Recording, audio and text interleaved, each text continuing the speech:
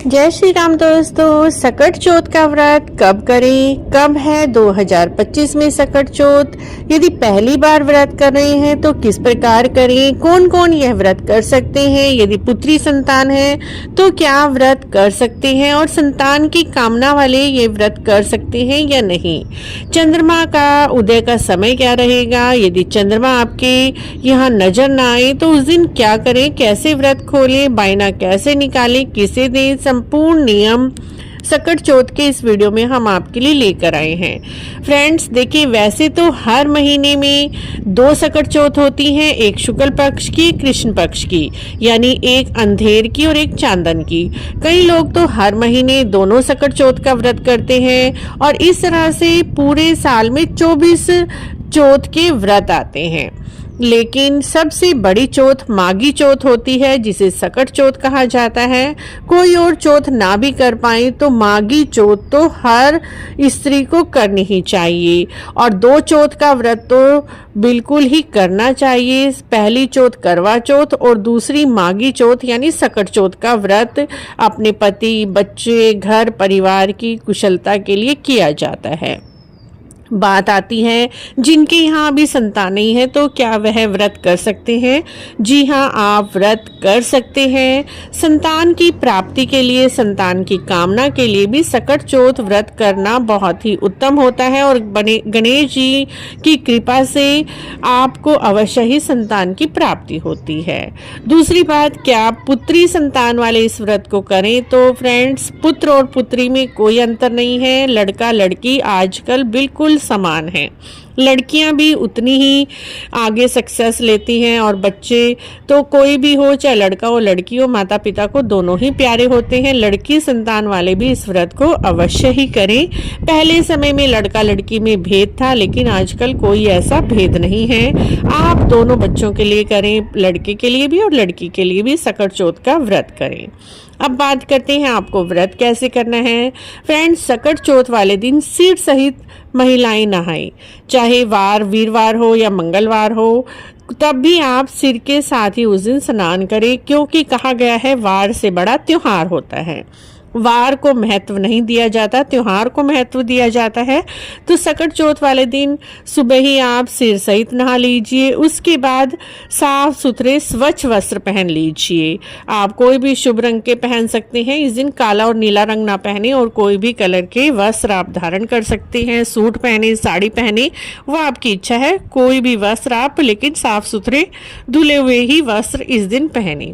उसके बाद इस दिन कथा सुनना भी विशेष महत्व रखता है। सकट चौथ व्रत में कथा भी जरूर सुननी चाहिए।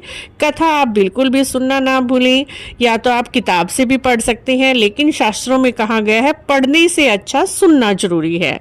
कथा यदि कोई दूसरा सुना रहा हो तो आप बैठकर सुने। आपकी सासू जी हैं, सासू जी सुना दे सकती हैं, देवरानी जेठानी एक दूसरे को सुना सकती हैं, या फिर आजकल तो इंटरनेट पर भी हर तीज त्योहार की कथा आसानी से ही मिल जाती है, वहां पर भी सुन सकते हैं। वैसे हमारे चैनल पर भी सकट चौथ की व्रत कथा है, आप वहां पर भी सुन सकते हैं, डिस्क्रिप्शन में लिंक दिया हुआ है। उसके बाद फ्रेंड्स, कथा सुनने के बाद 12 बजे 1 बजे के बीच में दोपहर को आप कथा सुन लीजिए। उसके बाद चाय या पानी पी सकते हैं। अगर कोई फ्रूट खाना चाहते हैं, फ्रूट खा लीजिए। जैसा आप पहले व्रत में करेंगे वैसे ही आगे भी व्रत में किया जाता है। उसके बाद इस दिन तिल चटकाने बहुत जरूरी होते हैं। कई लोग पहले ही तिल भून कर रख लेते हैं, लेकिन सकट चौथ वाले दिन तिल आप एक बार अपने घर में जरूर चटकाएं। तिल को आप कढ़ाई में डालकर बिना तेल घी के ही भूना जाता है और अपने आप ही तिल चटकते हैं। तिल चटकाने से घर के सारे संकट, बीमारियां, रोग, दोष सब दूर हो जाते हैं।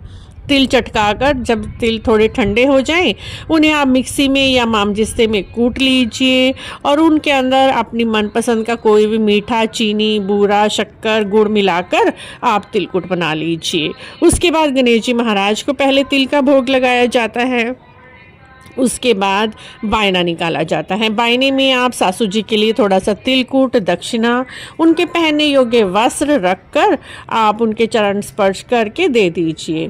यदि सासू जी आपके पास नहीं रहती, किसी और शहर में रहते हैं, दूर रहते हैं, तो आप सामान निकाल कर रख दें। जब भी आपको आपकी सासू जी मिले तब आप उन्हें दे सकते हैं। रात को चंद्रमा को सकट चौथ में अर्घ दिया जाता है और चंद्रमा को अर्घ देने के बाद ही व्रत का पारण किया जाता है। 2025 में सकट चौथ का व्रत 17 जनवरी को पड़ रहा है। 17 जनवरी को जो चतुर्थी तिथि सुबह 4:06 पर शुरू हो जाएगी और 18 जनवरी को सुबह 5:08 पर ख़त्म होगी। 17 तारीख को हमें पूरा दिन चौथ मिल रही है, तो इसीलिए सकट चौथ का व्रत 17 जनवरी 2025 को रखा जाएगा। और फ्रेंड्स, इस दिन चंद्रमा उदय का समय रहेगा रात को 9:09 पर। 9:09 पर भारत में सभी जगह चंद्रमा उदय हो जाएंगे। चंद्रमा को अर्घ देकर आप व्रत का पारण कर सकते हैं। यदि आपके यहाँ चंद्रमा 9:09 तक नहीं दिखाई देते हैं तो 10-15 मिनट आप इंतजार कर लीजिए। अगर उसके बाद भी दिखाई ना दे तो मानसिक रूप से चंद्रमा का ध्यान करके आप अर्घ दे दीजिए और उसके बाद सात्विक भोजन खाकर आप बिना प्याज लहसुन का भोजन से व्रत खोलकर आप व्रत को पूर्ण कर सकते हैं। इस तरह से सकट चौथ का व्रत किया जाता है।